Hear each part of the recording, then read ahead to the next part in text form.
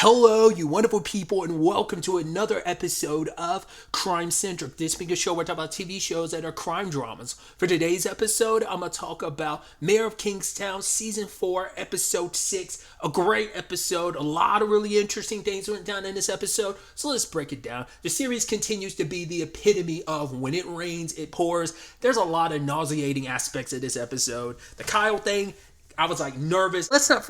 I'm getting ahead of myself, but like all I can think of like is just playing right in Callahan's. Once again, I'll get to that when I get to it. First and foremost, we have the opening where obviously the KPD is investigating the train being hit. You have Frank and Mike posted up where, as they call him, the Sarkario kid was posted up before he hit the train. Obviously, it turns out, like, as I kind of figured as much, probably didn't steal anything. It was just for the purposes of burning it, just to prove it, because we don't need the money, because we have enough people backing us that, like, we're flush with enough cash that we don't even need to steal your pocket change type of thing. So when Bunny's rolling up, that vehicle's getting close. I'm like, oh man, this getting me nervous. And I wasn't expecting him to get, like, sideswiped or something like that. I wasn't expecting, like, the freaking, God, what are the tire popper? I forget what they're called. Spike strips. I wasn't expecting that. But then the most suspicious thing, I called the Lamar thing just because I was like, the moment he was like getting out of the car and Bunny literally said, yo, drive on the rims. And like the entire shootout, I was like, all right, I halfway expected, like when he was out there, I'm like, all right, if he gets popped, it's fine and dandy. But the fact is the entire shootout, the only one who caught bullets is Bunny. And that's because Bunny was still in the car.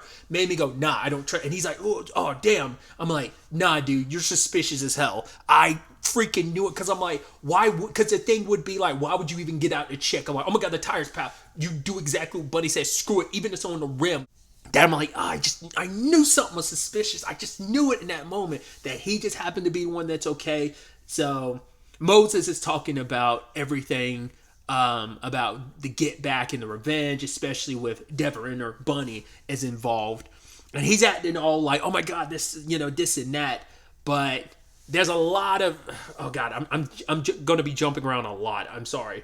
But so many, like I said, rains, it pours. Fact is, Kyle gin pop. Fact is that I was waiting. I was like, God, like he's definitely not sleeping. People giving him the eyes. And I was like, all right, what's going to happen? Is someone going to jump him? Like, you got to keep your head on a swivel. And then that guy notices him. He's like, yo, where you from? You look familiar. And then the guy recognized Kyle, and Kyle just like elbowed him in the nose. I was like, good. You kept that, and you kept it moving. But then he's out in the yard later on.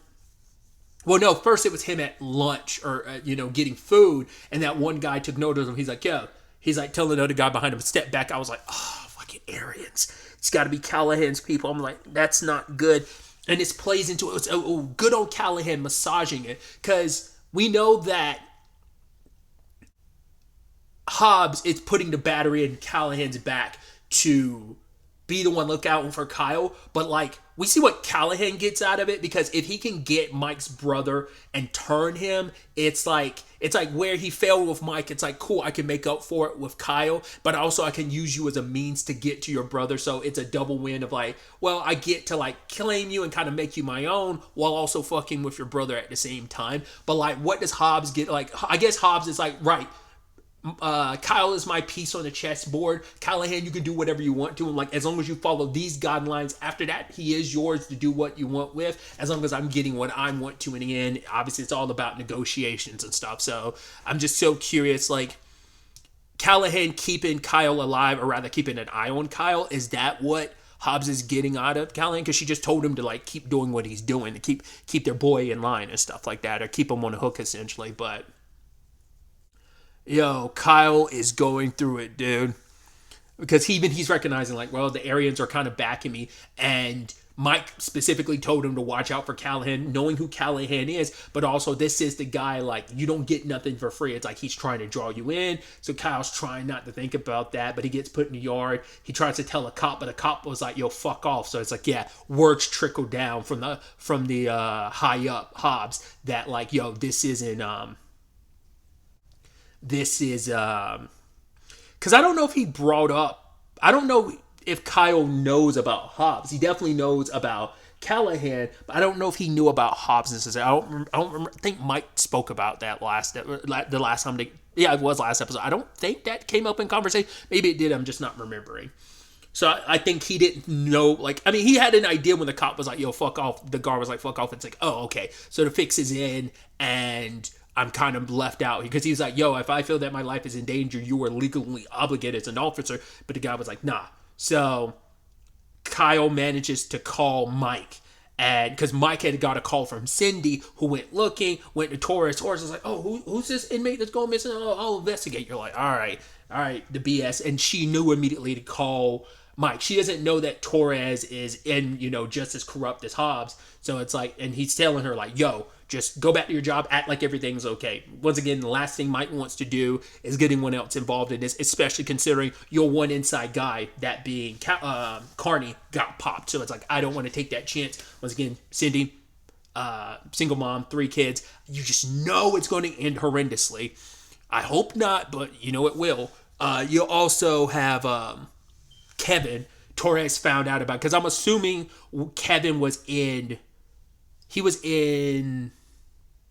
probably range of some cameras, so they probably saw him pull out his other phone because Torres knew immediately about it. So it's like, right, crack the phone. So it's like, cool. Mike's kind of lost his line to his inside guy, and that's the whole purpose of Kevin, which now he's torn between like, while Bunny's down, he's supposed to answer to Raph, but he has to kind of answer to Raph now. But even though he's got eyes on him, but he's also supposed to answer to Mike, but that's no longer possible right now. So Mike is definitely not going to be happy when he finds out, because now it's like, okay, so Torres knows that you have another phone. He doesn't necessarily know that phone line goes to me. He probably thinks this might be connected to like the Crips, like Raph and them, and maybe Bunny, but might not know that Kev's, Mike's inside. Like maybe he does. I mean, they know there's only a handful of people that Kevin could be associated with, but they know enough, I think, a little of his history to know and will associate it with Bunny. But it's also like, you can't associate Bunny without Mike, so they probably know there is some Mike involvement, whether it's Mike directly or whether it is Mike via Bunny. It's all still the same. It's just kind of a matter of semantics at that point. But yeah, Kyle got in contact with Mike, and Mike is telling him like, "Yo, keep your back to the fence. Don't even join up with the Aryans. They're going to try and bring you in." He's like, "In fact, you find Raph." But then the cops are like, "Oh, you're going back." And he's like, "Oh, no, I'm going back." But Mike is trying to tell him like, "Kyle, fight, do something." Like, they're not taking you back. Even Raph and them see him like, "Oh, baby bro is getting taken to the slaughter." And they set him up because Roberto is like waiting, and that was a horrendous situation, dude. You're just like, oh god, oh god, oh god. And like, I don't know if they got Kyle's pants down or not in that moment. Like, he definitely came out with his pants up, but I don't know like if something happened, and I think it did, but I don't know. Because the thing because I immediately in the aftermath of all that, especially later on when Mike is like, "I want to see Kyle," and Kyle was like, "No, I can't." It's like, I think he probably the shame of like, what happened, like either feeling like he let his brother down, or on some level feeling like his brother let him down. Because it's like, I'm in here for so many other people besides myself. I'm in here for Ian, for Stevie, for my brother, for Robert. Mainly for my brother Ian and Stevie, but like, for all of them. But, and it's like, who has my back? My brother's supposed to have my back. He says he does everything. And even Tracy told him like last episode, it just feels like he keeps failing. And, he's the one that kind of, made his move against against Hobbs. And now she bit back this episode. And you're just like, last episode and this episode. And it's just like, because the thing that stresses me out and worries me is, let's not forget, like, after, it's not 1-to-1, but there is a parallel, because what happened to Kareem, like, broke him, and he could never find steady ground again after something like that. I mean, that's a rough thing for anyone to go through. And Kyle's going through, like I said, that's why I'm like, I do wonder, did something happen? Because I think especially, I mean, there's shame regardless of anything, because the psychological thing of I should have put up more of a fight. I should, but also in Kyle's case, the psychological thing of I shouldn't even be here. I should have just told the truth. I should have avoided all of this. I bit the bullet for other people and tried to hold things down. It's like, screw that. And it's like who he is going to be on the other side. Like I said, I think something happened in that moment, not all the way, but maybe it didn't. I don't know. But like, the fact that something almost happened, or maybe something did happen, even just for a little bit, that's enough to just like that sequence just like made me queasy, dude. I was just like, oh God, I just like, but, and once again, Callahan came to the rescue. His people saved Kyle, got him back to his cell and everything. So it's like, hey, it's kind of a good thing to be, hey, we look after our own brother. And it's like, yeah, when's the last time someone did something for you? And it's that good old white devil, that Aryan, that neo-Nazi white devil speaking to you, being like, oh, listen to me. And it's like, when you're so alone, even though there are other people who, it's not the same, but it's like, Raph would have your back. They would have your back because you were Mike's brother, and like you are, by extension, by extension, you're family to Bunny in that regard, because Mike is family to Bunny, so it's kind of sad too, because Mike had made that point. I think it was literally last episode, wasn't the whole point of like Ayo like trying to protect his brother on the inside and his brother on the outside, and both got severely messed up in the same episode. It's just like, as always, our dear mayor can never catch a break.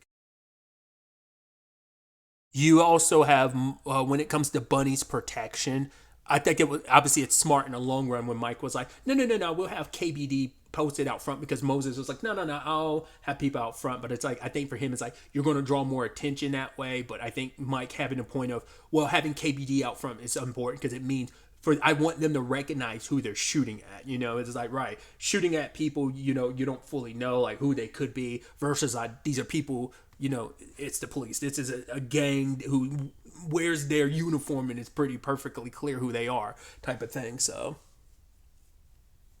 and obviously Mike went to tell Bunny's other sister about it, and I love that scene where she's just like, I'm not going to pray because you're going to listen to me, like the fact that you survived too long and you're going to live a longer life. So she's like, I'm not going to pray, like I'm not going, like I'm going to command you to like come back to me, because this is what you need to be here, after everything you've been through, like all that you do. Because what Bunny does is he looks after his community, he looks after his people, he looks after his family. And it's like, you being who you are, and I'm not chastising you for who you are, because who you are keeps so many people safe. You keep our community safe. You look after us when no one else will. And even more so, like, I respect you for it and I love you for it, as your sister. So I think, for her, it's not even a moment of chastising him for his life. It's just, yo, I need you to come back,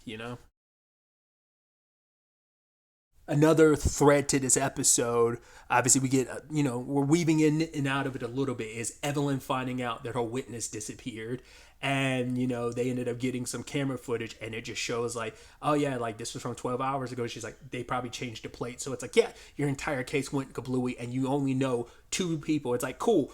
Literally, you went down this path before. So you're like, cool. It's definitely got to be Ian and Robert. If not just Ian, if not just Robert, it's most likely you both. And it's just like, here we are again. You did it again and you got away with it, And I'm sure because of this, she will probably piece it together that Ian, if she hadn't already thought about it, she's probably thinking now. If not Ian, she probably is at least thinking it might have been Robert. So this might double her, like instead of like, well, yes, it protects Ian and everyone for now, but at the very least, like Evelyn's going to double, triple down because of this. Who knows if this will be the breaking point for her, but I can see her, she's too stubborn to back down, so she's probably going to redouble and triple her efforts to try and find out, and this will probably send her speeding towards Robert, who's like, okay, I guess we're just going to have to kill Evelyn, and Ian's going to be torn between like, well, what do I do? This ain't about Robert. It is somewhat, because we need to keep that crazy son of a bitch under control, but it's also about self-preservation. But if I cross this line and if Mike finds out, he will kill me. But it's so interesting because like Evelyn's kind of going through it this episode. Ian seems perfectly fine. Obviously, it's like everything's right. Like him and Stevie are cracking jokes, especially because Ian definitely put a death flag out there. Being like, oh yeah, like I want to leave, kind of get his own little place. And Stevie's like, oh, you'd miss me. He's like, ah, nah, what? He's like, you'd come and visit. You're just like, yeah, Ian's not gonna make it. Like whatever the future of this series may be, I just get the, and maybe whether is this season or any potential future seasons. Like I'm like, Ian's not going to make it out of this series. He's going to get got in some shape or form now. I don't know whether it's like Robert turns against him. He just gets put down in the line of duty. All the stuff that he's done finally catches up to him type of situation. I just don't see it ending. Like, I don't know who gets a happy ending in a story. Like, maybe Kyle and Tracy, but I don't even think Mike gets a happy ending. Either he, like, goes out into blaze of glory type of thing, takes himself out. This seems like one of those type of stories where like your main protagonist will die at the end. Now, whether it's like I said, whether it's self-inflicted, whether it's just him going like kind of suicide by like going out in a blaze of glory, or whether someone just puts him down, like it all kind of comes full circle and like someone pops him like they popped Mitch. So. Oh yeah, you also had Mike sit down with once again Sarkario kid, and he's cool, calm under pressure, being like, "Oh yeah, I know exactly who you are." And Mike's like, "Yo, like if you you went after Bunny, like tell me who's your boss," because he's trying to say like, "Kid, no, they don't care about you," and like it's like, "Oh, the people you lost were they people were they brothers?" He's like, "Yeah, we're all brothers, we're all soldiers." Like he's down for the cause, and so like any of the stuff Mike is saying doesn't mean anything to him because he's it's like a cult, man. It's like, yo, I'm in. Like, I mean, gangs are in cults. There is that overlap of like, yeah, like I believe in this. I'm down for the cause. I mean, we know he's like one of their heavy hitters, so he might be a lot more important than Mike thinks he is, or he is on the low on the totem pole, but he's just a good soldier and he prides himself on that. So, but I love that he's like says that line where he's just like, Bunny's a pawn. I think he said like specifically he said we're after mares and rooks. I don't know if I don't remember if he said like kings and stuff like that, but making his point and kind of goes back to his breakfast. He acts so calm. It's like, oh, like that kid's like condescension, like his condescending look and his smugness. It irks Mike's nerves to no end. So another thread, really quickly, is the bringing of it all, which we knew he was a creep and how much of attention he was giving Cindy. And what do we have? Another scene that makes me extremely queasy is him in his car beating off to Cindy, and you're like, oh, great. Because, like, the fact is, he couldn't finish means, like, oh, cool. Like, if that's not bad enough, he is going to attack her because, as we know, he is that amount of piece of shit. So he is going to make a move on her. And it's like, hey, the last time a lady associated with Mike was not feeling safe and good around you, Mike proceeded to beat the ever-living shit out of you, and something happens to Cindy, he's going to not stop this time. He's probably going to beat himself up and be like, I should have killed you. Once again, I'm so curious when that news about Iris is going to drop, and because of the Iris of it all, that news might make him decide to push Cindy even more away, or maybe that's going to make him pull her even closer to try and keep her safe. But it's also like, nah, if I push you too close, you're going to die. But then it's also like when she ultimately does die because he didn't keep her close enough, or like he'd already brought her in enough that it sends him spiraling. I don't know, man. I'm just so like, Cindy's probably the person I'm worried. Well, Cindy's the person I'm probably worried about the most this season. I'm just like, I just don't see that storyline ending well, especially just because it feels like they're just ready to twist that knife of like 3 orphan children. Who knows what other family she has? Like maybe she has some extended relatives that like her kids could end up with, but that doesn't change the fact is their mom is going. And Mike is definitely going to feel responsible, and I think that's going to be the point of it. But hopefully I'm wrong, but we'll see. Mike has not had the best luck, as we can tell. Once again, going back to the Iris of it all, of, hey, here's this person in your life that you really care about, and you got this push and pull relationship with them, and we see that just situation's going to only end one way when it's related to Kingstown, so we'll see. But yeah, I'm definitely worried about that bastard now. Just knowing, I mean, we already knew he was a monster and a creep, but now it's just like even worse. Now you're just like, oh god, and he's just gonna definitely get more aggressive when it comes to I mean, luckily Cindy doesn't like him anyway, but like because he is the way he is, he's more likely to kind of get aggro and aggressive and attack her, not trying to put on the. Well, he'll probably try to put on the charm, but she already was like, "No, I'm good." But like her turning him down is going to push him over the edge where he's going to.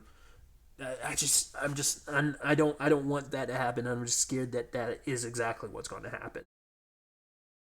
So jumping back, when Mike showed up at the prison, obviously making a scene, I think he ended up kicking Torres in the chest. But like Hobbs is like, no, let's talk. So he's like, all right, cool.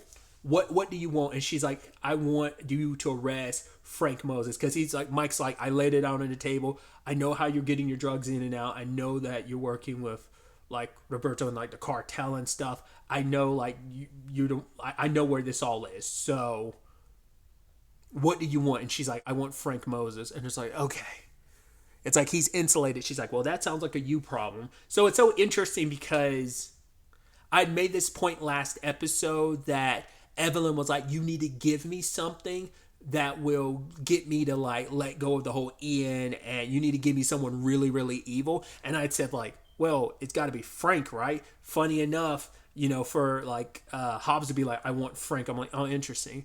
Doesn't mean Hobbs can't be the one that Mike offers up as the well, it still could be Frank, but it could. I definitely think it could be Hobbs. He ends up putting on the guillotine block, but we'll see. But yeah, like Kyle gets moved back, he's protected and everything, and Mike sits down with Frank, and he's like, "Yeah, man, go to KPD's looking into you. Yeah, they might not be able to find any connection, but yeah, you're clean. Just let them look and they'll find nothing. I have KBD. I'll speak to them. You go in and you'll be out just like that." It's like, okay. It's like, well, if we remember correctly, back in, was it season 2, the whole Bunny thing, him going in prison? Yeah, it was supposed to be for a tiny bit, but that situation played out the way it did, so.